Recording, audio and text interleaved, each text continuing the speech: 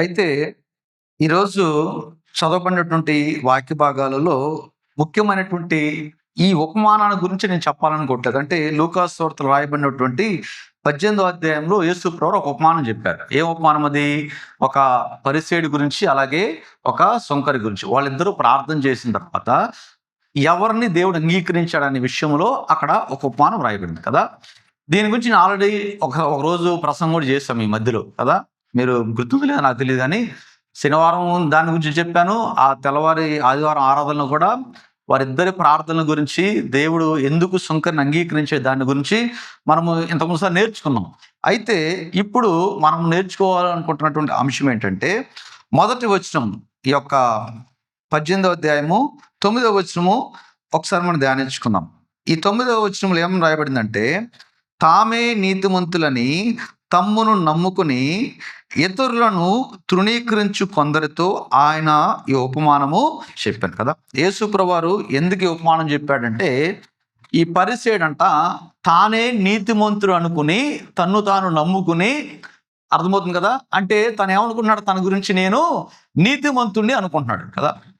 నేను చాలా మంచివాడిని, దేవుడు అంగీకరించేటువంటి ఒక క్యారెక్టర్ ఉన్న వ్యక్తిని, ఒక మంచి జీవితం జీవిస్తున్నాను, లేకపోతే దేవుడు చెప్పిన అన్నిటిని పాటిస్తున్నాను, దేవుడు చెప్పిన అన్ని ఇవ్వమనవన్నీ ఇస్తున్నాను, కాబట్టి నేను దేవుడి దృష్టిలో నీతిమంతునని తన్ను తానే నీతిమంతుడు అనుకుంటూ, తానే చాలా మంచివాడు అనుకుంటూ, తను తానే నమ్ముకుంటూ, మరి అతడు ప్రవర్తించిన తీరును బట్టి యేసు ప్రభువారు ఆ వ్యక్తిని చూసి అతనికి బుద్ధి కలగటానికి, అతని నీతి ఎలాంటిదో బయలుపరచడానికి దేవుడు ఈ ఉపమానాన్ని చెప్పాడు. ఎందుకంటే బైబిల్ ఏం చెప్తుందంటే, నీతిమంతుడు లేడు, ఒక్కరును కూడా లేడు కదా. అందుకనే రోమాపత్రిక అందుకే చదివించాం. రోమాపత్రికలు కూడా వచ్చిన ఒకసారి చదువుకుందాము.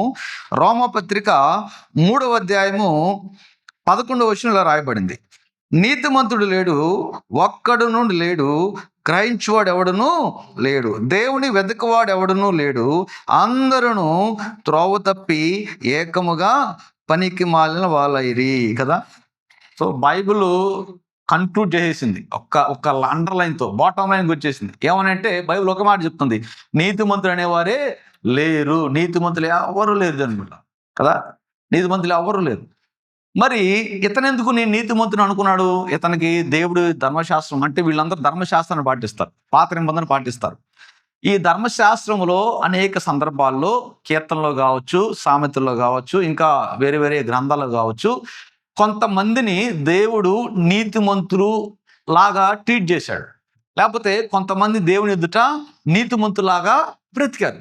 మరి ఇక్కడ రోమాపత్రికలోనేమో నీతిమంతులు లేడు, ఒక్కడో లేడని చెప్తుంది.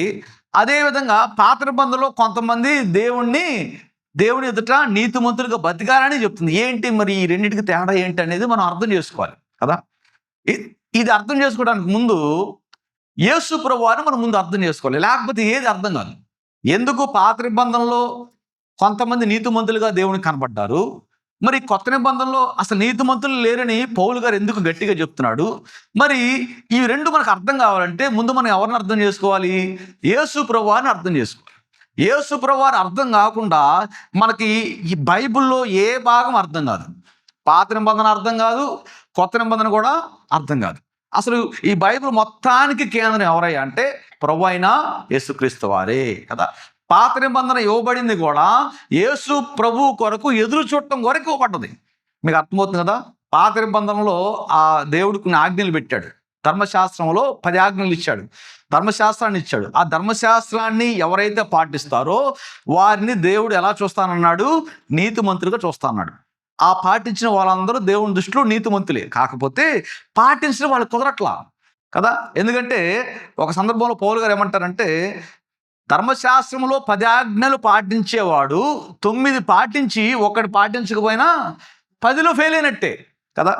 అదేంటండి, నేను 9 జాగ్రత్తగా చేశాను కదా, దేవుడు చెప్పిన 9 పాటించాను, ఒక్కటే కదా మిస్ అయ్యాను, నాకు పాస్ మార్కులు అనేసి పాస్ చేయొచ్చుగా అంటానికి లేదు కదా. ఉదాహరణకి మన పిల్లలు పరీక్ష రాస్తారు కదా, 10th క్లాసు పరీక్ష రాస్తారు కదా. 6 సబ్జెక్టులు ఉంటాయి. నేను చదివేటప్పుడు 6, మరి ఇప్పుడు ఎన్నో నాకు తెలియదు కానీ 6 సబ్జెక్టులు ఉంటాయి. 6 సబ్జెక్టులలో 5 సబ్జెక్టులో ఒక్కో దాంట్లో 99 మార్కులు వచ్చినాయి కదా. ఎన్ని మార్కులు? 99. 100కి 99 వచ్చినాయి. 5 99 వచ్చినాయి. ఒక్క దాంట్లోనే 34 మార్కులు వచ్చినాయి. అంటే పాస్ మార్క్ మేము చదివేటప్పుడే 35కి పాస్ మార్క్ కదా. ఇప్పుడు ఆ వ్యక్తి యోగ్యుడా కాదా కదా. ఎందుకంటే మిగతా ఒకడేమో 36 మార్కులు అన్నీ కలిపి 36 మార్కులు పొందాడు, పాస్ అయిపోయాడు కదా. అంటే 36 మార్కులు అంటే ఏం చదువు అది కదా. 100కి 36 వచ్చిన ఏం చదివినట్టు కదా. కానీ ఇతను ఏం చేశాడు, 6 సబ్జెక్టులో 36 తెచ్చుకుని మొత్తానికి ఎట్టయితే పాస్ అయ్యి రిజల్ట్స్ వచ్చేసి ఇతను పాస్ అయ్యాడని తెలియదు. కానీ ఈ వ్యక్తి మాత్రం ఇతనికి ఒక్కో సబ్జెక్టులో 99 ఐదింట్లో 99 వచ్చేసింది. ఎంత బాగా చదివి ఉంటాడు కదా, ఎంత బాగా చదివాడు కదా. కానీ ఒక్క సబ్జెక్టులో మాత్రం ఎన్ని వచ్చినాయంట, 34, అంటే ఒక్క మార్కు తగ్గింది పాపం. ఇతని మార్కులు పక్కన పెడితే ఇతనికేమో చాలా ఎక్కువ వచ్చేసినాయి కదా. కానీ ఇతనేమైపోయాడు, ఫెయిల్ కదా. ఎంత బాధ ఉంటుంది ఈ ఈ ఈ వ్యక్తిని చూసినప్పుడు కదా, ఇతని మార్కులు చూసినప్పుడు, ఈ వ్యక్తిని ఇతను ఎదురుపడినప్పుడు తనకి ఎంత ఆవేదన, ఎంత కోపం, ఎంత అసూయ, ఎంత వచ్చేసింది కదా. అరే నేను ఎంత కష్టపడ్డాడు, నాతో పోల్చుకుంటే వాడెక్కడా కదా. నాకు ఒక్కొక్క సబ్జెక్టులో 99 వచ్చింది, వాడు బొటముడు 36 మార్కులతో పాస్ అయ్యాడు. కానీ వాడేమో పాస్లో ఉన్నాడు, వాడు ఇంటర్లోకి వెళ్ళాడు, నేను ఇంకా ఆగిపోయానే. ఎంత బాధ ఉంటుంది. That is what rule means. Rule అంతే, రూల్ అంత కఠినంగా ఉంటుంది కదా. నువ్వు ఎంత మార్కులు తెచ్చుకో, రావాల్సిన ఆ గీత దాటితేనే నీవు అర్హుడవి, లేకపోతే నో కదా. దేవుడు అంత కఠినంగా పెట్టాడు దాన్ని కదా. సో ధర్మశాస్త్రం అంత స్ట్రాంగ్గా ఉంటుంది, అంత కఠినంగా ఉంటుంది. సో 10 ఆజ్ఞలు దేవుడు ఇచ్చాడు. ఆ 10 ఆజ్ఞలు 9 ఎంత మంచిగా 100కి 100% నువ్వు పాటించి ఒక్క ఆజ్ఞ పొరపాటును వదిలేసినా కూడా దేవుడి దృష్టిలో నువ్వు ఆయనకు అవిధేయుడివే, నువ్వు ఇక దేవుడి దృష్టిలో నీతిమంతుడివి కాదు కదా. మరి ఎంత కష్టమైనది ఇచ్చినప్పుడు మరి ఇంక ఎలా దాన్ని నెరవేర్చాలి అనే తపన మనం ఉంటుంది కదా. చేసి ఎట్లా ఉంటుందంటే పై మెట్టు దాకా ఎక్కాడండి కదా. పై మెట్టు దాకా ఎక్కాడు. ఆ ఒక్క మెట్టు ఎక్కే లోపలే జారి కింద పడిపోతున్నాడు కదా. ఎట్లా ఉంటుంది, 99 మెట్లు ఎక్కి ఆ చివరి మెట్టు ఎక్కితే డాబా ఎక్కేస్తాడు అనుకున్నప్పుడు ఆ మెట్టు దగ్గరే జారి పడుతున్నాడు అనుకో ప్రతిసారి. ఎట్లుంటుంది, చివరికి ఏమనిపించింది తెలుసా, ఎక్కి పడిపోతాను. చివరికి ఏమనిపించింది తెలుసా, 99 మెట్టు ఎక్కాక ఆ 100 మెట్టు ఎక్కడానికి భయం కలిగింది. ఎందుకని, అమ్మో ఈ మెట్టు నేను ఎవరైనా చెయ్యందిస్తే బాగుండు, ఎవరైనా అక్కడ ఉంటే బాగుండు, కనీసం అక్కడ ఏదైనా ఉంటే పట్టుకొని ఎక్కడానికైనా నాకు సహాయం ఉంటే బాగుండని. చివరికి మనం ఏం ఎదురు చూస్తాము, మన బలాన్ని పక్కన పెట్టి ఏదన్నా ఒక చిన్న సహాయం ఎట్టయినా 100వ మెట్టు ఎక్కాలనుకుంటాము. సో ఆ ఎదురు చూపు కదా. అంటే ధర్మశాస్త్రాన్ని అందరూ పాటించాలని ఎంతో ప్రయత్నం చేశారు, కానీ ఎవరు దాన్ని పాటించలేకపోతారు. కాబట్టి ఎవరైనా పాటించే వాళ్ళు ఉంటారా కదా, ఎవరైనా ఈ ధర్మశాస్త్రాన్ని పాటించడానికి మాకు సహాయం చేసేవాళ్ళు ఉంటారా అని చెప్పేసి వాళ్ళు ఎదురు చూడటం కొరకే దేవుడు పాత నిబంధనని ముఖ్యంగా దేవుడి బిడ్డలకు ఇచ్చాడు. అంత స్ట్రాంగ్గా ఇచ్చాడు దాన్ని, అంత కఠినంగా ఇచ్చాడు దాన్ని. ఎందుకంటే వాళ్ళకి అర్థమైపోయింది, ఇంకా నిజంగా దేవుడిలో ఉండే వాళ్ళకి, దేవుళ్ళు ఎదిగే వాళ్ళకి, దేవుని యొక్క మాటలు విని వాటిని పాటించే వాళ్ళకి అర్థమైంది, అయ్యో మనం పరిపూర్ణంగా దీన్ని మనము నెరవేర్చలేము, మన వల్ల కాదు. వాళ్ళకి అర్థమైంది. ఎవరైతే లోకానుసారంగా ఉంటారో వాళ్ళు చేయకపోయినా దేవుడి మాటలు పాటించకపోయినా వాళ్ళు ఏం చేస్తున్నారు, సెల్ఫ్ స్టాంప్ వేసుకుంటారు. మేము నీతిమంతులం, మేము మంచోళ్ళు, మేము అన్నీ పాటించేస్తాము, మాలో ఏ లోపం లేదు, మాలో ఏ తప్పు లేదని కొంతమంది ఈ పరిస్థితులు లాంటి వాళ్ళు ఏం చేస్తున్నారంటే, మేము పాటించేసాము, మేము దేవుని దృష్టిలో నీతిమంతులమే అని చెప్పుకుంటూ ప్రజల్ని వారు ఏళ్తున్నారు. ప్రజల దగ్గర నుండి వారు సొమ్ముని దోచుకుంటున్నారు కదా. అదే కదా, పాస్టర్ గారు మంచోడు అంటేనే జనాలు వింటారు. అదే పాస్టర్ గారు ఒక వ్యభిచారం అంటే వింటారా పాస్టర్ గారి మాట? వింటారు కదా. పాస్టర్ గారు పాపాంతుడు అంటే పాస్టర్ గారి మాట వింటారు, ఇక లెక్క చేయరు కదా, ఆడింది పాస్టర్ అంటారు, అవునా కదా. కాబట్టి పరిశీలన ఏం చేశారంటే, వాళ్ళకి తెలుసు మనం ధర్మశాస్త్రం పాటించలేమని వాళ్ళకి బాగా తెలుసు, కానీ ప్రజల దగ్గర డబ్బులు దొండుకోవాలి వాళ్ళు కదా. వాళ్ళు ఏం చెప్పినా ప్రజలు వాళ్ళకి లోబడాలి, వాళ్ళ మాట వినాలి. కాబట్టి వీళ్ళు ఎంచుకున్న ఒక మార్గం ఏంటంటే, మేము దేవుడి చేత ఆమోదింపబడిన నీతిమంతులము అని వీళ్ళు చాటించుకుంటున్నారు. మీకు అర్థమవుతుంది కదా దేవుడు చెప్పాలా నీతిమంతులు వాళ్ళని, దేవుడు వాళ్ళకి సర్టిఫికేట్ ఇవ్వాలా, దేవుడు వాళ్ళని అంగీకరించలా. కానీ వీళ్ళే మేము నీతిమంతులము, మేము పరిశుద్ధులము, మా మాట వినండి, మేము చెప్పినట్టు వింటేనే మీరు బతుకుతారు, మేము చెప్పినట్టు వింటేనే మీరు దేవుడు దగ్గర అవుతారు అని చెప్పి పరిశీలందరూ ఏం చేశారంటే ఒక గ్రూపుగా తయారయ్యి తమను తామే నీతిమంతులు అనుకుంటాం, మేమే పరిశుద్ధులం అనుకుంటాం, మాలా పరిశుద్ధత మీకు ఎవరికి లేదని చెప్పటం, దేవుడి మందిరంలోకి వెళ్తాం, దేవుడి మందిరంలో వీళ్ళు చెప్పిన నియమాలు జనాలు పాటించేలాగా చేయటం కదా. తద్వారా వాళ్ళు దేవుని మందిరంలోనే వ్యాపారాలు మొదలుపెట్టారు కదా. ఎందుకని మరి జనాలు ఎందుకు ఏమనలేదు కదా. దేవుడు మందిరం అప్పటికి ధర్మశాస్త్రం అందరి చేతిలో ఉంది. వాళ్ళకి ధర్మశాస్త్రం ఏముందో తెలుసు, దేవుడి యొక్క మందిరంలో ఏ బలు అర్పించాలో తెలుసు, ఎలా అర్పించాలో తెలుసు, ఏ నియమాలు అన్నీ తెలుసు వాళ్ళకి. కానీ పరిశీలన చేస్తున్నటువంటి ఈ దుర్వ్యాపారాలను మందిరంలో జరుగుతుంటే వాళ్ళు ఎందుకు అనుమతించారు? కారణం ఏమిటంటే వాళ్ళు భయపడ్డారు. అమ్మో మేము నీతిమంతులు కాదు, వాళ్ళే నీతిమంతులు, మేము పాపాత్మను, వాళ్ళు పరిశుద్ధులు, వాళ్ళు చెప్పింది ఎందాలే మనకి ఎందుకు వచ్చిందిలే అన్నట్టుగా వాళ్ళు లొంగిపోయారు వాళ్ళు జనాలందరూ. అదే నిజంగా దేవుని వెంబడించే వాళ్ళకి తెలుసు, దేవుడికి నిజంగా లోబడి పాత నిబంధన పాటించే వాళ్ళందరికీ తెలుసు ఏంటంటే ఈ ధర్మశాస్త్రాన్ని 100% మనము నెరవేర్చలేము. ఎందుకంటే దానికి ఉదాహరణ పౌలు గారు ధర్మశాస్త్ర వేదాంత పండితుడు. ఆయన పౌలు గారు ధర్మశాస్త్రాన్ని అవపోసన పట్టినాడు. ఆయన ఎంత అద్భుతంగా ధర్మశాస్త్రాన్ని వివరించాలంటే పౌలు గారి తర్వాత ఎవరు అంత గొప్పగా వివరించలేదు అనుకుంటారు. అలాంటి ఆయన అంటున్నాడు ఎవ్వరం కూడా దీన్ని నెరవేర్చలేమని పౌలు గారు అనేక సందర్భాల్లో తన పత్రికలో రాశాడు అనుకుంటారు.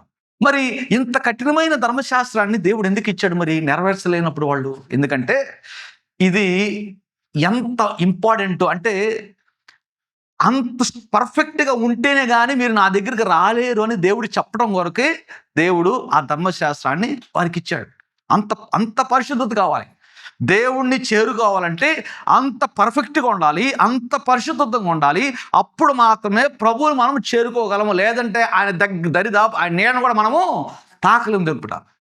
అందుకనే దేవుడు ఒక గొప్ప మాట చెప్పాడు. ఏంటి తెలుసా? అది భయాన్ని కల్పించే మాట. ఏం మాట తెలుసా? నేను పరిశుద్ధునైండులాగున మీరును పరిశుద్ధుడు. చాలా పవర్ఫుల్ వర్డ్ ఇది చాలా పవర్ఫుల్ వర్డ్ ఇది. మనం అంత పట్టించుకోగానే ఇది ఏదో అనేస్తా ఉంటాం అంతటితో పాటు కదా. చాలా పవర్ఫుల్ వర్డ్.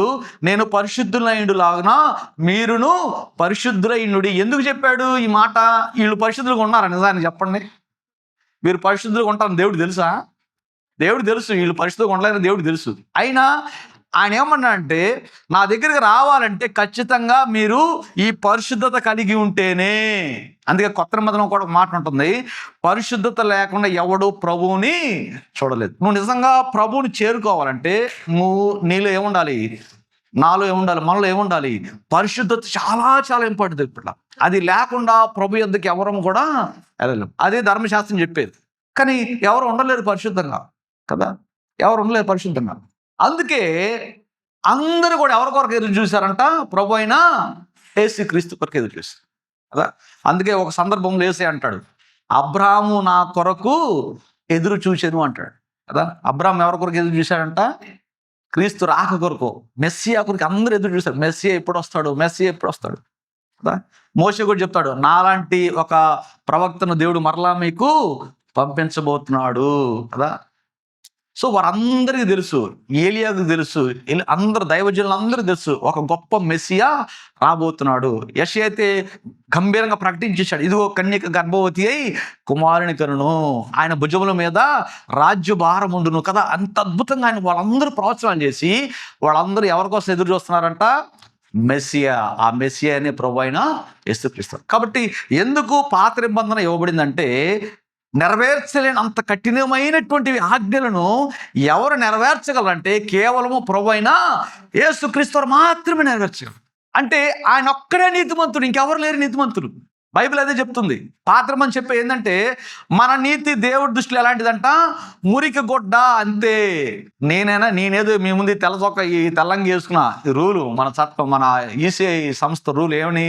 ప్రతి సేవకుడు వాక్యం చెప్పేటప్పుడు ఏం వేసుకోవాలి? తెల్లంగి వేసుకోవాలి. ఏదో దీన్ని తెల్లంగి వేసుకుని అంతే. ఇది వేసుకున్నంత మాత్రం నేను పరిశుద్ధుని నీతిమంతుని కాదు, మనం ఎవరో నీతిమంతుని కాదు కదా. ఎందుకంటే మనం పుట్టుకతోటే పాపాత్మనము, మన నీతి ఎలాంటిదంటే దేవుడి ముందు మురికి గుడ్డ లాంటిది. ఒకవేళ మనం గనక అయ్యా మేము నీతిమంతులు అని ఆయన దగ్గరికి వెళ్తే మనం ఆయన దృష్టికి ఎలా కనబడతామంట?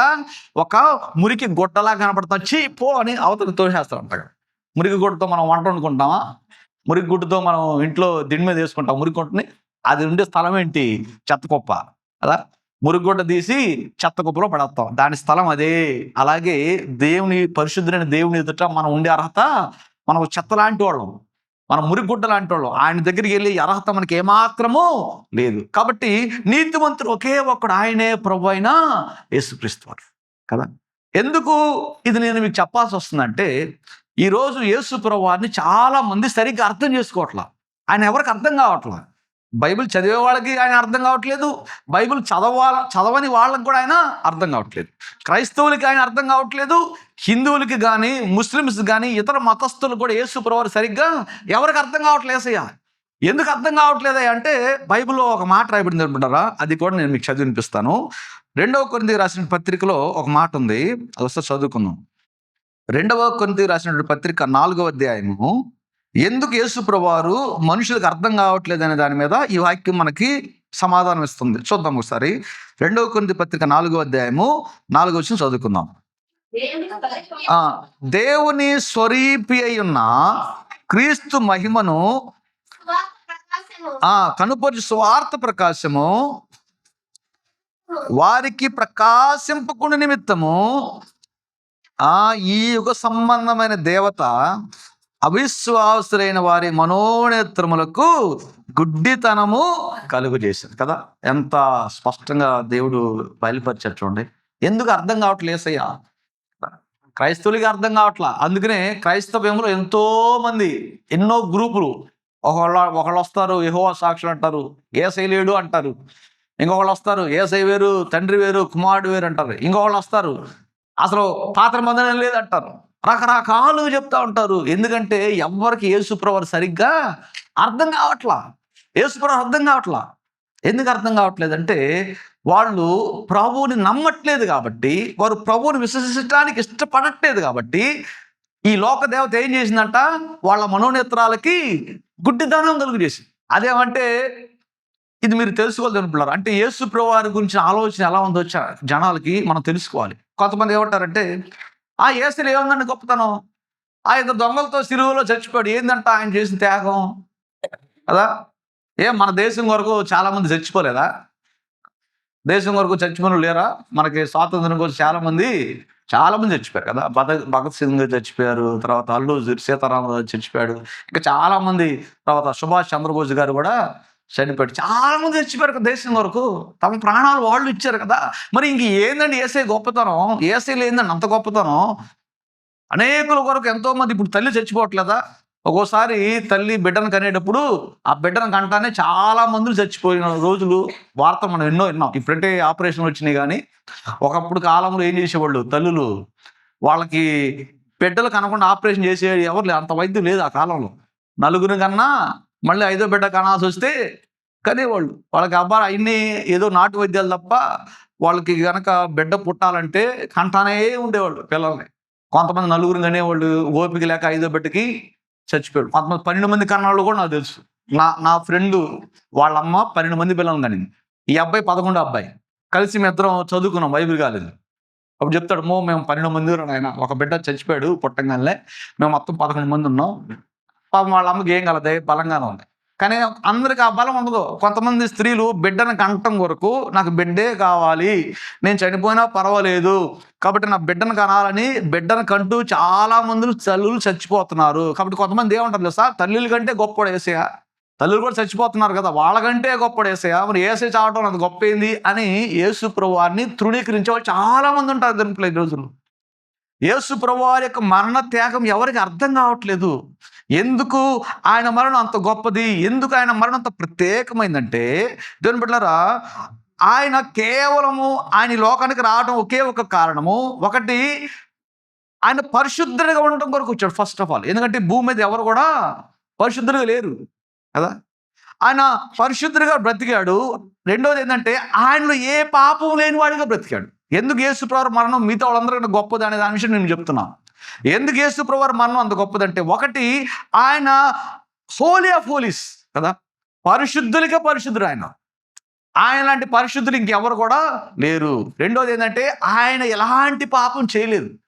ఆయనే సవాలు విసిరాడు, ఏమని? నాలో పాపం ఉందని మీలో ఎవరైనా నిరూపించగలరా? ఎవరికి ఇస్తారు ఈ సవాలు? ఆయన ద్వేషించే వాళ్ళకి విసిరాడు ఆ సవాలు కదా.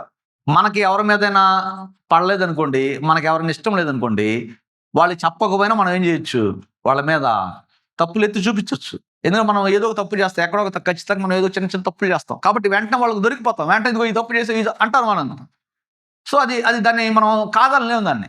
కానీ యేసు ప్రభువారు ఎప్పుడు దొరుకుతాడా, యేసు ప్రభువారిని ఎప్పుడు చంపేద్దామని చూసుకునే పరిసయ్యుల ముందు యేసు ప్రభు ఛాలెంజ్ విసిరాడు. పరిసయ్యులారా, నన్ను చంపాలనుకునే వాళ్ళారా, నాలో పాపం ఉందని మీరు నిరూపించగలరా అని యేసు ప్రభువారు నేరుగా వాళ్ళకు ఛాలెంజ్ చేశాడు. వీళ్ళు తర్జన భర్జన అయిపోతున్నారు. వీళ్ళు ఒక్క తప్పు కూడా దొరకలా వాళ్ళకి. ఎక్కడ ఆయన మీద ఏ తప్పు దొరకట్లా. చివరి గంట ఆయన్ని పట్టుకున్న తర్వాత రాత్రిపూట అప్పుడు మళ్ళీ కూర్చున్నారు అందరు కూడుకుని, ఈయన మీద ఏ నేరం మోపుదాం, ఈయన మీద ఏ నేరం మోపుదాం, ఈయన మీద ఏ నేరం మోపుదాం. ఏ నేరం మోపినా ఈయన శిక్ష పడదు. ఎందుకంటే ఆయన నేరాలే మనం ఏం చేయలేము, ప్రూవ్ చేయలేము అని. ఏ నేరం లేదు ఆయన మీద వేయటానికి. అందుకనే ఆయన మీద ఒక మాట చెప్పారు, ఈయన దేవుడు కుమారుడు అని చెప్పుకుంటున్నాడు, దైవ దోషం చేశాడని చెప్పి ఆ మాటతో అడ్డం పెట్టుకుని ఆయన సిలువ వేశారు. అదా మీకు అర్థమవుతుంది ఎందుకు యేసు ప్రభువు చావు అంత గొప్పదంటే, ఆయనలో ఎలాంటి పాపము లేదు దేవుడా.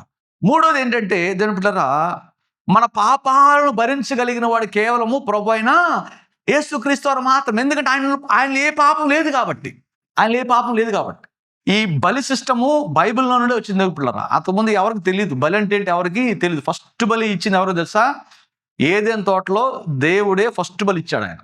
ఎందుకంటే ఆదాము హవ్వలు పాపం చేసినప్పుడు అవి టెంపరీ. ఎందుకు అలా దేవుడు వాళ్ళకి అలవాటు చేశాడంటే, ఈ గొర్రె పిల్లకి ఏ పాపం తెలియదు కాబట్టి మీ పాపాలు దీని మీద వేసి మిమ్మల్ని చంపడానికి బదులుగా మీ ప్రాణాల కొరకు నేనేం చేస్తున్నాను, ఈ గొర్రెను చంపుతున్నాను. నిజానికి మీరిట చావాలి, కానీ మీ బదులు ఎవరు చేస్తున్నారు? ఈ గొర్రె చేస్తుంది. కాబట్టి మీరు హ్యాపీగా బతుకుతున్నారు. కాబట్టి పోండి, ఏదైనా తోటలో బయటకు పోయి బతకండి, మీ తరపున ఈ గొర్రె చచ్చిపోయింది అని దేవుడు సింబాలిక్ ముందే అక్కడ ఏం చెప్పాడంటే, మీ కొరకు నేను ఎలాగో ఒకరోజు లోక పాపములు మోసుకొని గొర్రె పిల్లలాగా రావచ్చి మీ కొరకు నేను చేయబోతున్నాను, చనిపోబోతున్నాను, మీ పాపాలను నేను మాత్రమే పరిహరించగలను అని చెప్పి యేసు ప్రభువారు ఏదైనా తోటలో ఆదాము హవ్వకు ఆ రోజే ఒక సూచన ఇచ్చేశాడు దేవుడు. కాబట్టి దేవుని యొద్దకు చేరాలంటే దేవుడు మనల్ని పరిశుద్ధపరచాలి, లేదంటే మనమైనా ఏం చేయాలి, పరిశుద్ధపరచుకోవాలి. కానీ మనం ఎట్టగో మనము పరిశుద్ధం పరచుకోలేము. కాబట్టి మిగతా వాళ్ళ చావులకి యేసు ప్రభువారి చావుకి ఏంటంటే అర్థము, యేసు ప్రభువారి చావు మనల్ని పరిశుద్ధపరుస్తుంది. దేవుని స్తోత్రం, హల్లెలూయా. అది గొప్ప విషయం. ఇక్కడ మిగతా వాళ్ళ చావు వాళ్ళకి గొప్పదేమో అది కదా. మిగతా వాళ్ళు చావు అది గొప్పదే, ఎందుకంటే ఒక వ్యక్తి కొరకు చనిపోవడం గొప్ప విషయమే. కానీ అది వాళ్ళ వరకే పరిమితమైంది. కానీ ఆ చావు నన్ను పరిశుద్ధం చేయలేదు. మీకు అర్థమవుతుంది కదా. ఒక తల్లి చచ్చిపోయింది బిడ్డను గంట, ఆమె త్యాగం చేసింది కాదన్నట్లేదు, దేవుడు దాన్ని అంగీకరిస్తాడు ఆ త్యాగాన్ని. కానీ ఆమె చనిపోవటం వల్ల ఆ బిడ్డ పరిశుద్ధి రావడం, ఆ బిడ్డ పాపాలకి క్షమాపణ రాదు. ఎందుకంటే తల్లిలో కూడా ఏముంటుంది, ఆ పాప లక్షణం ఉంటుంది కాబట్టి. తల్లి అయినా కావచ్చు, ఎవరైనా కావచ్చు, ఎవరు తల్లి అయినా ఎవరు తండ్రి అయినా పుట్టుకతోనే మన అందరం పాపులం కాబట్టి, మన తల్లి ఎంత మంచిగా ప్రేమించినా మనల్ని, ఆమెలో కూడా ఏముంటుంది, ఖచ్చితంగా ఆ పాప స్వభావం ఉంటుంది మనకి. అందుకనే పసిపిల్లవాడికి ఎవరు చెప్పవలసిన పాపం అంటే ఏంటి వాడే తెలుసుకుంటాడు. నువ్వు మంచిగా చెప్పాలి పిల్లలకి, చెడు చెప్పాల్సిన అవసరం లేదు, చెడు నేర్పించాల్సిన అవసరం లేదు. నువ్వేం చెప్పకపోయినా వాడికి చెడు అంటే ఏంటి తెలిసింది, వాడు అబద్ధాలు అంటే ఏంటి తెలుస్తుంది, వాడు బూతులు ఆడటం అంటే ఏంటి తెలుస్తుంది, ఒకరిని కొట్టడం అంటే ఏంటి తెలిసింది, ఒకరిని ఎలా గాయపరచాలి, ఒకరిని ఎట్లా బాధ పెట్టాలనేది కూడా వాడికి ఆటోమేటిక్గా తెలిసిపోతాయి. ఎందుకని, ఇవన్నీ పాప లక్షణాలు, ఎందుకంటే అవి ఆ రక్తంలో ఉన్నాయి కాబట్టి. అందుకే దావీదు భక్తుడు ఏమంటాడంటే, అయ్యా నా తల్లి నన్ను పాపములోనే కన్నది, అంటే తనలోనూ ఆ రక్తం ఉన్నది, అట్లాగే అది నాలో కూడా వచ్చేసింది. కాబట్టి ఇతరుల చావు మనల్ని పరిశుద్ధపరచలేదు, కానీ యేసు ప్రభువారి చావు మాత్రమే మనల్ని పరిశుద్ధపరచగలదు. ఎందుకంటే ఆయన పాపం లేనివాడు కాబట్టి మన శిక్షను ఆయన మోయటానికి అర్హుడయ్యాడు. దేవుని స్తోత్రం, హల్లెలూయా. కాబట్టి ఆయన ఒక్కడే యోగ్యుడు. అందుకనే కొత్త నిబంధన ఏం చెప్తుందంటే, ధర్మశాస్త్రం మనల్ని నీతిమంతులుగా చేయలేదు, కానీ యేసయ్య మనల్ని నీతిమంతులుగా చేయగలడు. దేవుని స్తోత్రము. అందుకనే ఒకసారి ఈ మాట కూడా చదువుతుంది బిడ్డారా. రోమపత్రిక 3వ అధ్యాయము, రోమపత్రిక 3వ అధ్యాయము ఎంత చక్కగా పౌలు గారు వివరిస్తున్నారంటే 22వ వచనంలో మనం చూసుకుందాం. అది యేసుక్రీస్తు నందలి విశ్వాస మూలమైనదై నమ్మువారికి అందరికీ కలుగు దేవుని నీతి అయి ఉన్నది కదా. ఎంత స్పష్టంగా దేవుడు వివరించాడు. ఎవరైతే యేసు ప్రభువారిని నమ్ముతారో వారందరికీ దేవుడు దాన్ని నీతిగా ఆయనించుకుంటున్నాడు. మీకు అర్థమవుతుంది కదా, ఆయనించుకుంటున్నాడు. మనం మురికోవడమే, మనలో ఏ మార్పు లేదు. కానీ ఈ మురికితనంతో ఒక్కసారి యేసయ్యా నన్ను నీ రక్తంతో కడుగయ్యా, నన్ను క్షమించాను అని ఆయన రక్తంతో మనం కడుక్కుని మనం వెళ్ళి ఆయన ముందు నిలబడితే ఆయన కళ్ళకు మనం ఎట్ట కనపడుతున్నామంట? నీతిమంతులుగా కనపడుతుంటాం. మనలో ఏ పాపం ఆయనకి కనపట్లా. ఎందుకంటే ఆ పాపాన్ని అంతా తీసివేయబడింది. ఎట్లా తీసివేయబడింది? ఆ పాపం అంతా డైవర్ట్ అయిపోయింది. ఆ పాపం అలా తీసి ఇంకొకటి మీద వేసాడు. ఆయనే ప్రభు అయిన యేసుక్రీస్తు. ఆయనే కుమారుడికి లోకానికి అవతరించి, ఆయనే మన పాపాలన్నీ భరించి, ఆయనే మన శిక్షణంతటిని భరించి మనల్ని నీతిమంతులు చేయటానికి వచ్చాడు. అందుకని ఆయన చావు అంత గొప్పది అనుకున్నారు. అందుకే ఆయన చావు అంత గొప్పది. మిగతా ఎవరి చావు అంత గొప్పది కాదు. వారి చావు వారి వరకే గొప్పది కావచ్చు అంతే.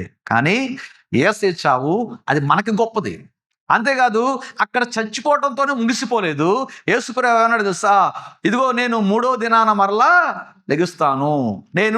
నేను నిజమైన దేవునని నిరూపించే ఆధారం ఇదే సూచన మీకు అంట. సర్వలోకానికి అది చెప్తున్నాడు ఆయన. చాలా మంది చచ్చిపోయారు, కానీ తిరిగి ఎవరు లేకలేదు. కానీ యేసుప్రభువు వారు మన కోసం తన ప్రాణం పెట్టాడు. మరలా దాన్ని తీసుకునే అధికారము ఆయనకు. అందుకనే 3వ దినాన్ని చెప్పాడు, ఇదిగో నేను 3వ దినాన లెగుస్తున్నాను కదా. యేసుప్రభువు లెగిచి ఒక గంభీరమైన ఒక గొప్ప విజయధ్వని ఏంటి తెలుసా? ఇదిగో మరణపు ముళ్ళు విరవబడెను కదా. ఆయన ఒకవేళ లేకపోతే మనకి జీవితమే ఇక లేదు అంటారు. ఇంక అంతే.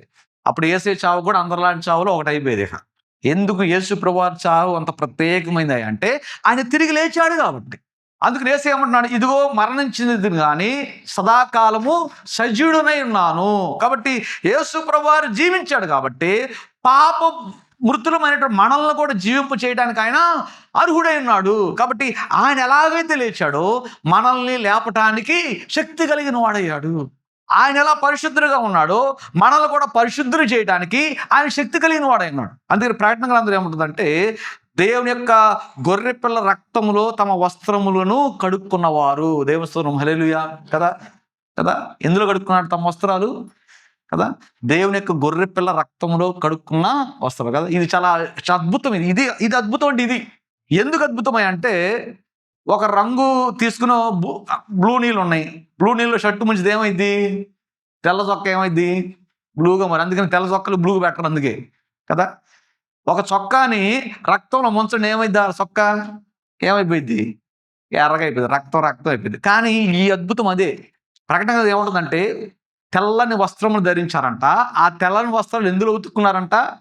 యేసుప్రభువు వారి రక్తంలో కడుక్కున్నారని ఉంటుంది కదా.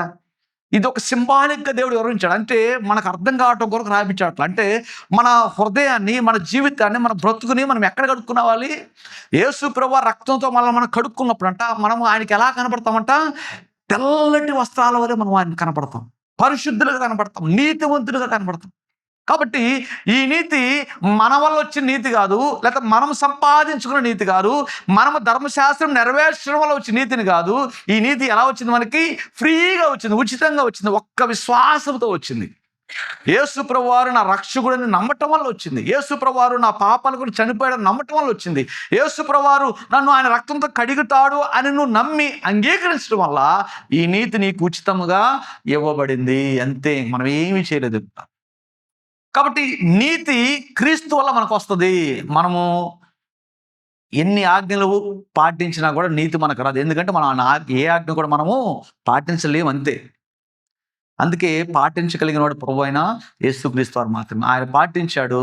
ఆయన్ని వెంబడిస్తూ ఉంటేనే ఆయన సహాయంతోనే మనం పాటించగలం. అది ఆయన అంటాడు. అందుకనే దేవుని పుట్టారా, మరి కొత్త నిబంధన ఎందుకు రాయబడింది కదా?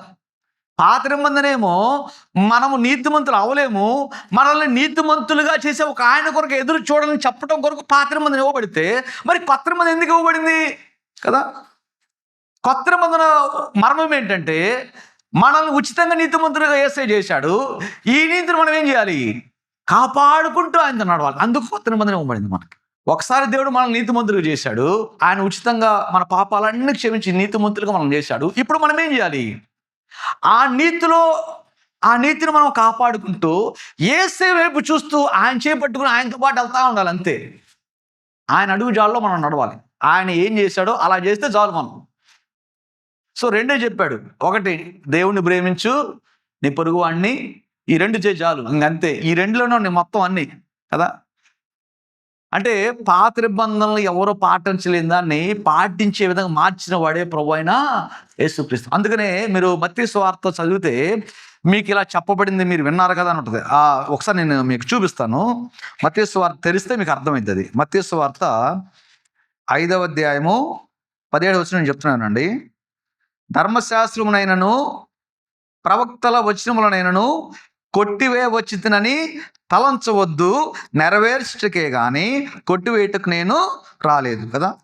అలాగే యేసు ప్రభువారు కొన్ని సందర్భాలు అంటారు, ఆయనను మీరు విన్నారు కదా, ఆయనను నేను మీతో చెప్పున్నదేమనగా అనే మాట ఎక్కువగా ఆయన వాడాడు.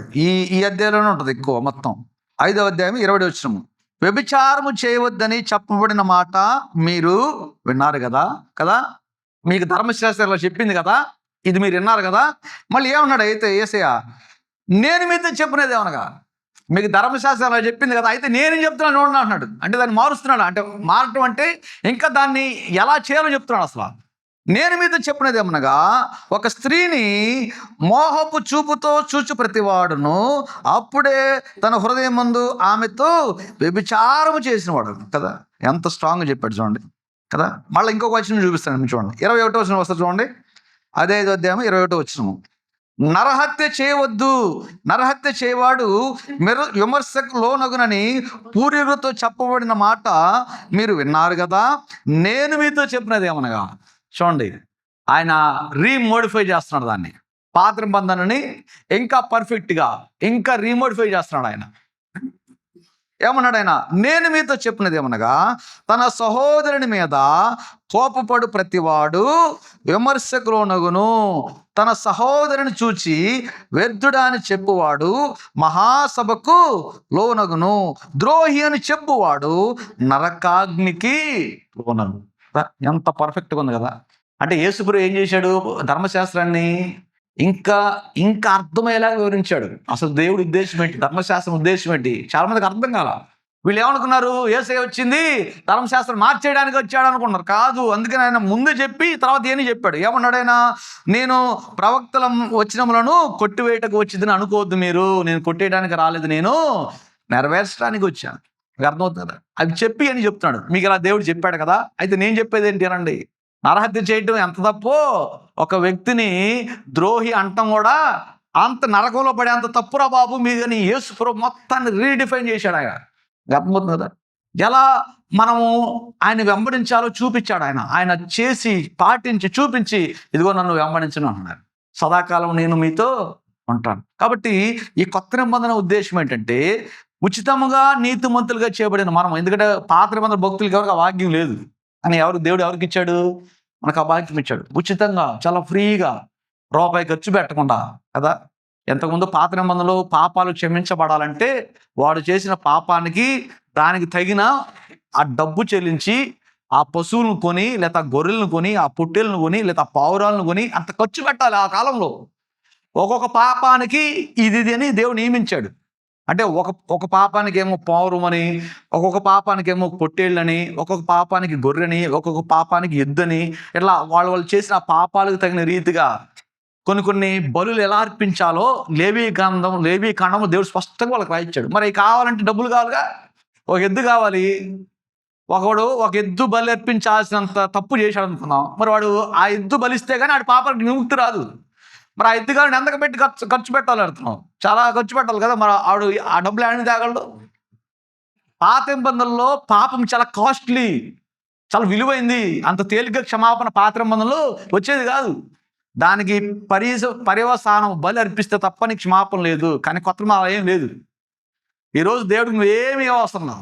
నీ పాపాలు క్షమింపబడాలంటే అసలు నువ్వు ఎక్కడికి వెళ్ళవసరంలా, నువ్వేమి ఇవ్వవసరంలా. నువ్వు ఏడగాడుకో, హైదరాబాదు లేకపోతే బెంగళూరు, ఢిల్లీ, బొంబాయి, కలకత్తా ఏడకి వెళ్ళవసరం లేదు. ఉన్న నీ ఇంట్లో కూర్చుని మోకాళ్ళు వేసి ప్రభువా నేను పాపి, నన్ను క్షమించు ప్రభువా అంటే నువ్వు పరిశుద్ధుడైపోపు. ఎంత ఎంత బ్లెస్సింగ్ అండి ఇది, ఎంత ధన్యత అండి. ఎంతకంటే ఎవరికండి ధన్యత? ఒక సీఎం చూడాలన్నా ఎడగో పోయి పడిగాపులు గాయాలి. కానీ సర్వోన్నతులే దేవుడు చూడాలంటే ఏ పడిగాపులు గాయవసలా. ఆయనే నీ గుమ్మం దగ్గరికి వచ్చి నా కుమారుడా నా కుమార్తెను తడుతున్నాడంట. ఎంత గొప్ప దేవుడు అండి కదా. కదా యేసుప్రభువు అన్నారు కదా, ఇదిగో నేను మీ హృదయం అనే దగ్గరికి వచ్చి నేను ఏం చేస్తున్నాను అన్నాడు, తలుపు తట్టుతున్నాను అంట కదా. ఎంత ఎంత ధన్యత, ఎంతకంటే ఎవరండి భాగ్యం. అందుకనే కొంతమంది దైవ సేవకులు ఏమంటారంటే ఈ కాలము కృపాకాలం అని చాలా సందర్భాలు వాళ్ళు చెప్పటం నేను చిన్నప్పుడు నిన్నా. ఈ కాలం ఎలాంటి కాలం అంట? మహాకృపాకాలం. ఎందుకంటే ఇలాంటి ఈ కాలంలో బతికిన వాళ్ళకు ఉన్న ధన్యత ఏ కాలం వాళ్ళకి లేదండి. ఎందుకంటే రక్షణ అంత అంత తేలిక వచ్చేసింది మనకి, అంత ఉచితంగా వచ్చింది. నువ్వేం చేయవసరంలా. యేసయ్యా నా పాపాలని క్షమించు ప్రభువా అని యేసే పాదాల దగ్గర పడి ఏడితే చాలు. నా హృదయంలో రా ప్రభు అంటే ఇది రెడీగా ఇక్కడే ఉన్నా, నీ పక్కనే ఉన్నా అంటాడు ఆయన. అంతే అలా నువ్వు ఓకే నువ్వు చాలు, నేను వచ్చేస్తున్నా. Everything free, need not to pay any sacrifice. నువ్వు ఎలాంటి సాక్రిఫైజులు కానుకలు ఏవి అవసరంలా. నువ్వు ఉచితంగా ఈ రక్షణని పొందుకోవచ్చు. ఉచితంగా నీవు నీతిమంతుడిగా తీర్చబడుతుంది కదా. ఒక్కసారి ఆలోచించుకోండి, మన బట్టలు ఎవరికైనా ఉతకడానికి ఇస్తే ఎంత తీసుకుంటారండి డబ్బులు? అదా నాకైతే తెలియదు ఎంత తీసుకుంటారు కదా. ఈ మధ్య హాస్టల్లో పిల్లలకి బట్టలు బయట ఆయాలు చూతుకుతున్నారంట. ఎంత బాగా అబ్బాయి భలే ఉంది కదా. పిల్లలకి స్కూళ్ళలో హాస్టల్ ఏం చేస్తున్నారంట అంటే డబ్బులు కడుతున్నారు కదా పిల్లలు, ఆయలే వచ్చి బట్టలు ఉతికి వెళ్తున్నారంట. అంటే చూడండి, మన జస్ట్ మురికి బట్టలు ఉతకడానికే డబ్బులు ఖర్చు పెట్టాల్సి వస్తుంది. కానీ ఏ ఖర్చు లేకుండా దేవుడు మనల్ని మన హృదయాన్ని కడుగుతున్నాడు, మన ఆత్మను కడుగుతున్నాడు, మన మనస్సును కడుగుతున్నాడు. మరి అంత గొప్ప ధన్యత మనకిస్తే మనం ఎంతగా ఆయన మనం ప్రేమించాలి, ఎంతగా ఆయనకు లోపడాలి, ఎంతగా ఆయనకు మనం సమర్పించుకోవాలి. ఎంత మురికి వాళ్ళని ఎంత పరిశుద్ధులుగా చేశాడు కదా. మరి ఈ నీతిని మళ్ళీ ఎందుకు పాడు చేసుకోవాలి మనం? అది కొత్త నిబంధన చెప్తుంది. దేవుడు మీకు ఉచితంగా నీతినిచ్చాడు, దాన్ని మీరేం చేయండి, కాపాడుకుంటూ వెళ్ళండి. ఈ నీతి మళ్ళా మీకు దక్కదు, ఎక్కడ దొరకదు మీకు ఈ నీతి. ఎవరు మీకు ఈ నీతిని ఇవ్వలేరు. ఒక యేసు ప్రభువు వారే ఆయన ఉచితంగా ఆయన మరణ త్యాగం చేస్తే కానీ ఈ నీతి మనకు రాలేదు. కాబట్టి ఈ నీతిని ధరించుకుని ఆ నీతిని కాపాడుకుంటూ ఆయన మనం ఏం చేయాలి, గమనించాలి. అందుకే పౌలు గారు ఏమంటారు తెలుసా, మీకు కలిగిన రక్షణను గట్టిగా పట్టుకోండి. అదే అర్థం. చాలా ఇంపార్టెంట్ చెప్తున్నాను. ఎందుకంటే ఈ నీతిని కనుక మనం కాపాడుకోలేకపోతే మనలో ఏమాత్రం పరిశుద్ధత ఉండదు. మనం ఇంకెప్పటికీ ప్రభువుని చూడలేము తెలుపుతాం. కాబట్టి మనము ప్రభువుని చూడాలంటే, యేసు ప్రభువారిని మనం చూడాలంటే ముందు మనం ఏం చేయాలి, ఆయన నమ్మాలి. మనం నమ్మటం కాదు. ఈ పరిసైడు ఏం చేశాడంట, తను తాను నమ్ముకున్నాడంట కదా. ఆ మాట చూడండి ఎంత ఎంత చక్కగా రాయబడింది చూడండి ఒకసారి. లూకాసు వార్త 18వ అధ్యాయము చూడండి. ఇతను ఎంత స్వనీతి ఉందో చూడండి ఒకసారి. లూకాసు వార్త 18వ అధ్యాయము 9వ వచనంలో, తామే నీతిమంతులని తమ్ము నమ్ముకుని. ఎవరిని నమ్ముకున్నారు వీళ్ళు? దేవుని కూడా నమ్మలే వీళ్ళంట. ఎవరు నమ్మారంట? వాళ్ళే నమ్ముకున్నారంట. మేమే నీతిమంతులం, మేమే పరిశుద్ధులం. కానీ ఈరోజు మన నీతి ప్రభు యేసుని యేసయ్యలో ఉంది. మనం యేసయ్యని నమ్ముకుందాం. మనం యేసు ప్రభు పాదాల దగ్గరికి వద్దాం. ఆయన మనల్ని ఉచితంగా నీతిమంతులను చేస్తే దాన్ని కాపాడుకోకుండా మళ్ళా మనం మన పరిశుద్ధంగా దేవుడు ఉతికి పెడితే మన హృదయాలని మళ్ళా వాటిని పాడు చేసుకోవటం ఎందుకు తింటాం, మళ్ళా వాటిని నాశనం చేసుకోవటం ఎందుకు? పాత గుడ్డకి ఎంత మురిగైనా మనం పట్టించుకో, అవునా కదా. అందుకని 2 బట్టలు ఉంటాయి ప్రతి ఒక్కళ్ళ ఇళ్లలో. ప్రతి మనిషికి 2 రకాల బట్టలు ఉంటాయి. ఒకటేమో రోజువారీ అంటారు, అవునా కదా, మీకు ఐడియా ఉంటుంది కదా. రోజువారీ బట్టలు. కొన్ని బట్టలు ఎలా ఉంటాయి, స్పెషల్ బట్టలు. ఎందుకని స్పెషల్ బట్టలు? ఇప్పుడు స్పెషల్ కార్యక్రమాలు చేసుకోవాలి. ఎందుకు రీజన్ ఎందుకు అది, ఎందుకు అలా పెట్టుకున్నాం మనం? ఎందుకంటే రోజువారీ బట్టలు ఏమవుతాయి, మురికి పడతాయి కదా. రోజువారీ బట్టలు పాడైపోతాయి. పుస్తకమని ఏదో ఒక గీత పట్టము, ఏదో ఒక కూర పట్టము, ఏదో ఒక పని మరకవటం, మాసిపోవటం జరుగుతాయి. కాబట్టి ఇలాంటి మురికి గుడ్డలతోటి ఆ కార్యక్రమాలకు మనము వెళ్ళటానికి మనం ఇష్టపడం, అవును కదా, అంతే కదా. కాబట్టి ఒక కార్యక్రమానికి వెళ్ళాలంటే మనం ఎలా ఎలా వెళ్ళాలనుకుంటాము? చాలా నీట్‌గా కనపడాలి. మా దుస్తులు చాలా అందంగా ఉండాలి. మా దుస్తులు చాలా నీట్‌గా కనపడాలి. మనల్ని చూసి మాసిపోయిన బట్టలేసుకొని అని అనుకోకూడదని మనం ఎంత జాగ్రత్త పడతాం చూసావా? అంటే చూడు, ఒక ప్రోగ్రామ్‌కి ఎళ్తానికే మన దుస్తులు ఎలా ఉండాలనుకుంటాము? చాలా నీట్‌గా ఉండాలి. అందుకనే వాటిని స్పెషల్‌గా పెట్టుకుంటాం భద్రంగా. ఆటి మీద ఏ మురికి పడకూడదు, ఏ మచ్చ పడకూడదు, ఏడాగా ఆ బట్టలు ఉండకూడదు. అవి స్వచ్ఛంగా ఉండాలి, నిర్మలంగా ఉండాలి, నీట్‌గా ఉండాలి అవి. ఆ బట్టలేసుకొని ఎళ్ళాలి అని ఎంత కోరుకుంటామే. మరి జీవం కలిగిన దేవుని యొద్దకెళ్ళాలంటే ఎలా ఎళ్ళాలి మనం? కదా, ఒకసారి ఆలోచించండి. పరిశుద్ధమైన దేవుడు మనం చూడబోతున్నాం దీంట్లో, అది సామాన్య విషయం కాదు ఇది. వేవేల దూతలతోటి, కెరూబులతోటి, శరాపులతోటి ఆయన నిత్యము పరిశుద్ధుడు, పరిశుద్ధుడు, పరిశుద్ధుడు అని కొనియాడబడుతున్న దేవుని దగ్గరికి మనం ఎలాంటి దుస్తులతో వెళ్ళాలి మరి ఇంకా? మురికొట్టతో వెళ్ళలేము ఆయన దగ్గరికి. చెయ్యి అవతల అంటాడు ఆయన, అంతే. అందుకనే పరిశుద్ధ వస్త్రాలను ప్రభువే మనకు ఫ్రీగా ఇచ్చాడు ఆయన. మరి నా దగ్గర రాలేలే కానీ మీ నీతితోటి ఓ పని చేయండి, ఇదిగో నా దుస్తులను మీరు వేసుకోండి అని ఫ్రీగా మనకు ఆ దుస్తులు ఇచ్చాడు. అదే ఎప్పుడన్నా మనకి అనిపిస్తుంది కదా, పెళ్ళికి వెళ్ళేటప్పుడు ఎవరన్నా మంచి కోట్ ఇచ్చారంట మనకి కదా, కోటు సూట్ ఇచ్చి వెళ్ళి వేసుకున్నారు అంటే ఎట్లా ఉంటుంది? మన కాకపోయినా కానీ ఆ టయానికి అక్కడికి వెళ్ళి ఏం చేస్తాం? ఆ కోటు సూట్ వేసుకుని మందైనట్టు ఫీల్ అవుతాం. అబ్బా ఎంత గౌరవంగా ఫీల్ అవుతాం, ఎంత దర్జాగా ఉంటాం కదా. అబ్బా కోట్ వేసాడు, గొప్ప ఎంత కోట్ వేసుకుని ఎట్టున్నాడు రా, రాజులు రాజులాగా ఉన్నాడు రా, గొప్పోడులాగా ఉన్నాడు రా అని కనపడతా ఉండేది అక్కడ. అది ఎవరితో పక్కన పెడదాం, ఆ విషయం పక్కన పెడదాం. ఆ క్షణంలో ఆ కోట్ వేసుకుని, ఆ సూట్ వేసుకుని అక్కడ నిలబడితే, అక్కడ నుంచుంటే ఎలా ఉంటుంది? ఎంత గౌరవంగా ఉంటుంది కదా. అది యేసే మనకు చేశాడు, ఆ పని మనకు చేశాడు యేసయ్య. మన మురికి గుడ్డలు తీసేసంట యేసుప్రభువు వారు తన పరిశుద్ధమైన వస్త్రాలు మనకి కప్పి మనల్ని ప్రభు తండ్రి ఎదుట నిలబెట్టాడంట. ఎంత దర్జాగా నిలబెట్టాడు కదా, ఎంత గౌరవంగా నిలబెట్టాడు కదా, ఎంత హుందాగా నిలబెట్టాడు కదా. మరి ఆ పరిశుద్ధతను మనం ఎందుకు పాడు చేసుకోవాలి? వస్తుంది. అందుకే సాతాను పని ఇదే. ఈయన్ని పాడు చేయాలి, వీడి మనసు పాడు చేయాలి, వీడి హృదయం పాడు చేయాలి, లేకపోతే యేసయ్యని వీడు అర్థం చేసుకోకుండా వీడి మనోనేత్రాలకి గుడ్డితనం కలుగు చేయాలి అని సాతాను అనేక పన్నాగాలు పన్నుతూనే ఉంటాడు. కానీ మనకు ఒక ఆశ్రయం ఉన్నాడు, మనకు ఒక అన్న ఉన్నాడు, మనకు ఒక ఆదరణ ఉన్నాడు. ఆయనే ప్రభు అయిన యేసుక్రీస్తు కదా. నా దగ్గరికి వచ్చి వారిని నేను ఎంత మాత్రమును త్రోసివేయను, నేను ఎంత మాత్రం విడిచిపెట్టను. కాబట్టి పరిగెత్తుకుంటే ప్రభు దగ్గరికి అంటూ నేర్చుకోవాలి మనం. నీకు ఒక శోధన వస్తుంది అన్నప్పుడు, నీకు ఒక శ్రమ వస్తుంది అన్నప్పుడు, నీ హృదయము పాడవుతుంది అనుకున్నప్పుడు నువ్వు ఫస్ట్ ఏం చేయాలి? నువ్వు అటు ఇటు తిరగమాకు కదా. నీ హృదయాన్ని పాడు చేసే దాని దగ్గర నువ్వు వెళ్ళమాకు. నీ హృదయాన్ని బాగు చేసే ఆయన దగ్గర నువ్వు వెళ్ళాలి కదా. నీకు జ్వరం వచ్చింది, ఎవరి దగ్గరికి వెళ్తావు? పేకాడుకున్న ఆడి దగ్గర కూర్చుంటావు పోయి. వాడు పేకాడుతున్నాడు, ఆడి దగ్గర పోయి కూర్చుని జ్వరం తగ్గిద్దా? ఎవరి దగ్గర పోవాలి?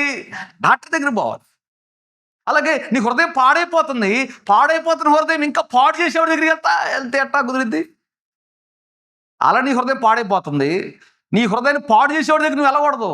నీ హృదయాన్ని బాగు చేసే వాళ్ళ దగ్గర నువ్వు, ఆయనే ప్రభు అయిన యేసుక్రీస్తు. అందుకే God is shouting us. Shouting అంటే అరుస్తున్నాడు. అంటే ఎట్లాంటి అరుపు? మనల్ని భయపెట్టే అరుపు కాదు అది. ఒక సందర్భంలో ఉంటుంది, యూదుల గురించి రాయబడినప్పుడు మాట అది పాత నిబంధనలో, యెషయా గ్రంథంలో, నేను వేల వేసి వారిని పిలుచుచున్నాను. God calls us by whistling us. దేవుడంట వేల వేసి ఆయన బిడ్డలను ఏం చేస్తున్నాడంట? సమకూరుస్తున్నాడంట. అంటే పిలుస్తున్నాడు, ఆయన కేక పెట్టి పిలుస్తున్నాడు. నా కుమారుడా రా, నా దగ్గరికి రా, నా దగ్గరికి, నా కుమార్తె నా దగ్గరికి రా, నేను బాగు చేస్తాను, నేను సరి చేస్తా అని ఆయన దగ్గరికి వెళ్ళట్లా. మనం చేస్తే తప్పదే.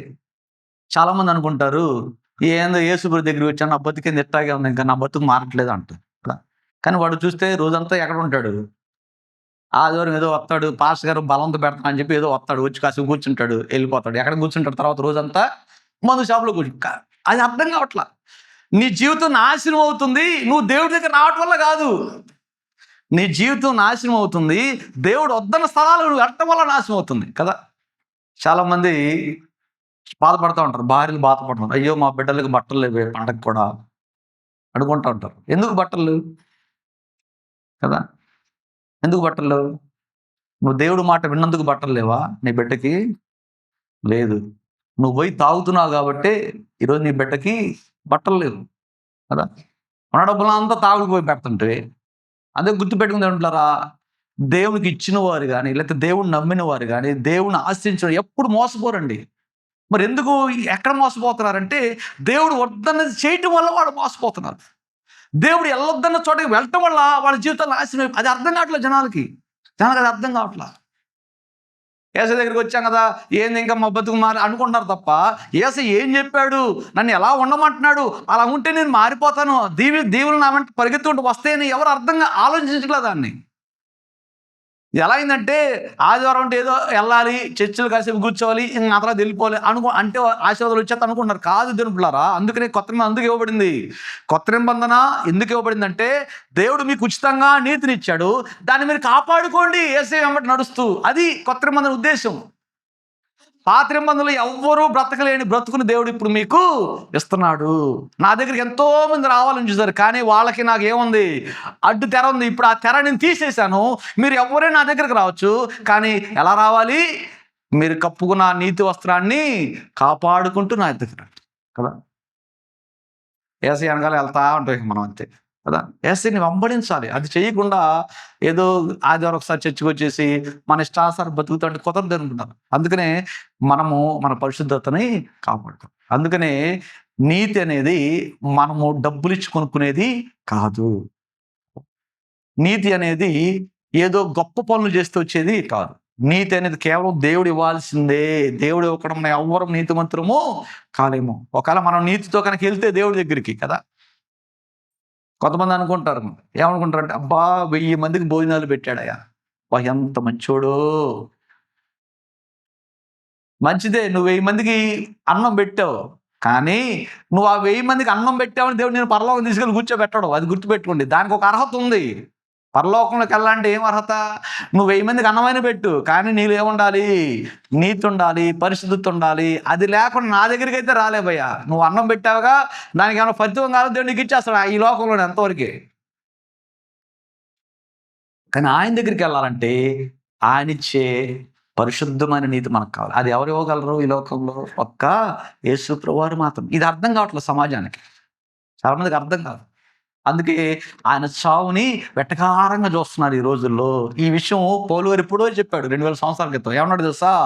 శిలువను గూర్చిన వార్త నశించు వారికి వెరితనము గాని, రక్షింపబడుచున్న మనకు దేవుని శక్తి అయి ఉన్నది. అది గొప్ప శక్తి. అది మనల్ని మార్చే శక్తి, అది మనల్ని ట్రాన్స్ఫార్మ్ చేసే శక్తి, అది మన హృదయాన్ని సరి చేసే శక్తి, అది మన మురికి గుడ్డలను నీతి వస్త్రాలుగా మార్చే శక్తి కలిగిన స్వార్థ. కాబట్టి ఆ యేసు ప్రభు దగ్గరికి రండి, మీ యొక్క వస్త్రాలను యేసే రక్తంలో కడుక్కోండి, ఆ నీతిని కాపాడుకోండి అనుకుంటా. ప్రభు చెప్పేది అదే. వచ్చావు, నీ యొక్క దుస్తులను కడుక్కున్నావు ప్రభు పాదాల దగ్గర, మళ్ళా వాటిని మురికి చేసుకో. మాకు ఈరోజు వాక్యం అదే, దేవుడు మనతో చెప్పేది ఈరోజు వాక్యం అదే. పరిసయ్యుడికి దేవుడు అవకాశం ఇచ్చాడు. పరిసయ్యుడికి కూడా మందిరంలోకి వెళ్ళే భాగ్యాన్ని దేవుడు ఇచ్చాడు. సుంకరి మందిరంలోకి వెళ్ళొచ్చు, కానీ అతను వెళ్ళలేకపోయాడు. కానీ అక్కడే ఉండి ఇద్దరు కలిసి దేవుడితో మాట్లాడాడు కదా. ఇద్దరు దేవుడితో మాట్లాడారు, కానీ ఒకళ్ళు మాత్రమే దేవుడి దృష్టిలో నీతిమంతుడికి ఎంచబడ్డారు. ఎవరంట వీళ్ళు? నీతిమంతుడిగా మార్చబడిన వ్యక్తి ఎవరు? ఎందుకు అతను మార్చబడ్డాడు? ఒకటే కారణం, అతను ఏం చేశాడు? తన పాపాలను ప్రభు దగ్గర కడుక్కున్నాడు. దేవుని హల్లెలూయా. ఇతను కడుక్కోవాలా, ఈ పరిసయ్యుడు కడుక్కోవాలా. నేను డబ్బులు ఇస్తున్నాను కదా, కానుకలు ఇస్తున్నాను కదా, సందాలు ఇస్తున్నాను కదా, నేను వాళ్ళకి అది చేస్తున్నాను కదా, నేను ఎందుకు చేస్తున్నాను కదా అనుకున్నాడు తప్ప తనలో ఉన్న పాపాన్ని తీసేసుకోవాలని ఆలోచన అతనికి రాలేదు. కానీ ఈ యొక్క వ్యక్తి తన పాపాలని కడుక్కోవాలని ఆలోచన వచ్చింది కాబట్టి యేసు ప్రభు దగ్గరికి వెళ్ళాడు, తన పాపాలు కడుక్కున్నాడు, నీతిమంతుడిగా మార్చబడ్డాడు, నిత్య జీవంలోకి అర్హతను సంపాదించాడు. కాబట్టి దేవుని పిల్లరా, మనం పరలోకం వెళ్ళాలంటే ఒకే ఒక దారి, ఆయనే మార్గము, సత్యము, జీవం. ఆయనే ప్రభు అయిన యేసుక్రీస్తు. ఆయన నమ్మి మీ యొక్క వస్త్రాలను తెలుపు చేసుకోండి, ఆ తెలుపుని కాపాడుకుంటూ ప్రభుని వెంబడించండి. దేవుడి మాటలు మా హృదయాల్లో ఫలింపచేయును గాక. ఆమేన్. దేవుని హల్లెలూయా.